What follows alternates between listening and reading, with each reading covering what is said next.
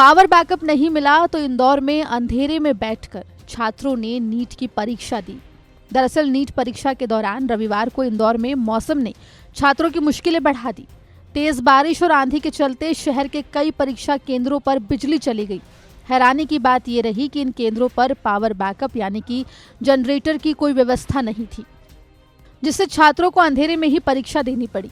इंदौर में कुल 49 केंद्रों पर नीट परीक्षा आयोजित की गई थी, जिनमें करीब 27,000 से अधिक छात्र शामिल हुए। लेकिन अचानक मौसम बिगड़ने से लगभग 10 से अधिक परीक्षा केंद्रों पर बिजली चली गई और जनरेटर नहीं होने के कारण छात्रों को काफी परेशानी उठानी पड़ी।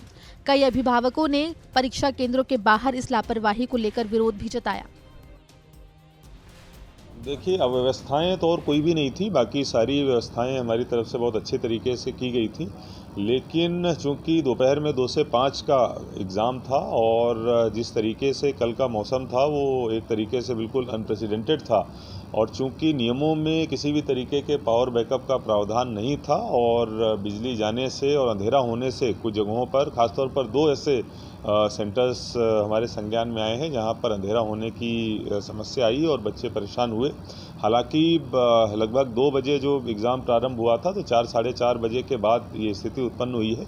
लेकिन फिर भी हमारे लिए कि लर्निंग है और भविष्य में जो ऐसे एग्ज़ाम हैं जैसे यूपीएससी के एग्ज़ाम हैं, इनमें सब में हम लोग लिखेंगे कि पावर बैकअप का भी प्रावधान किया जाना चाहिए और उसके लिए जो भी आवश्यक फाइनेंशियल सैंक्शन है वो प्रदान की जानी चाहिए। इधर कमलनाथ ने मामले को लेकर सरकार को घेरा। उन्होंने सोशल मीडिया साइट एक्स पर पोस्ट किया और लिखा कि नीट यूजी परीक्षा में इंदौर के कई सेंटर्स पर खराब मौसम के बाद लाइट जाने के कारण हजारों अभ्यर्थी अंधेरे में परीक्षा देने को मजबूर हुए। इन सेंटर्स पर ना तो इन्वर्टर था ना ही जनरेटर। कई जगह बच्चों को मोमबत्ती की रोशनी में परीक्षा देने को मजबूर होना पड़ा। ये सर्वविदित है कि डॉक्टर बनने की अभिलाषा रखने वाले लाखों बच्चे इस परीक्षा में बैठते हैं और बच्चों के बीच कंपटीशन बहुत ज़्यादा होता है।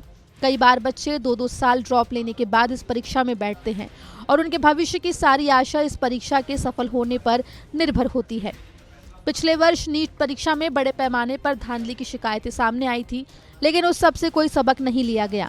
मैं प्रशासन से मांग करता हूं कि जिन अभ्यर्थियों को परीक्षा देने में परेशानी का सामना करना पड़ा, वे सही ढंग से प्रश्न पत्र हल नहीं कर सके, उनके भविष्य को सुरक्षित करने के लिए संवेदना के साथ न्यायपूर्ण कार्रवाई की जाए। फिलहाल कलेक्टर ने माना कि नीट परीक्षा केंद्रों पर पावर बैकअप की कोई व्यवस्था नहीं थी, क्योंकि इसके लिए नियमों में कोई प्रावधान नहीं है।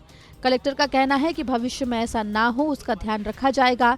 लेकिन बड़ा सवाल ये है कि अंधेरे में परीक्षा तो हो गई, लेकिन छात्रों के रिजल्ट पर इसका क्या असर पड़ेगा वो देखना होगा। फिलहाल प्रदेश में अंधड़ और तेज बारिश के साथ कई जिलों में ओले गिर रहे हैं, जिस कारण इंदौर में भी अंधड़ के कारण बिजली गुल हुई और छात्रों को अंधेरे में परीक्षा देने को मजबूर होना पड़ा। इंदौर से धर्मेंद्र कुमार शर्मा की रिपोर्ट, MP तक।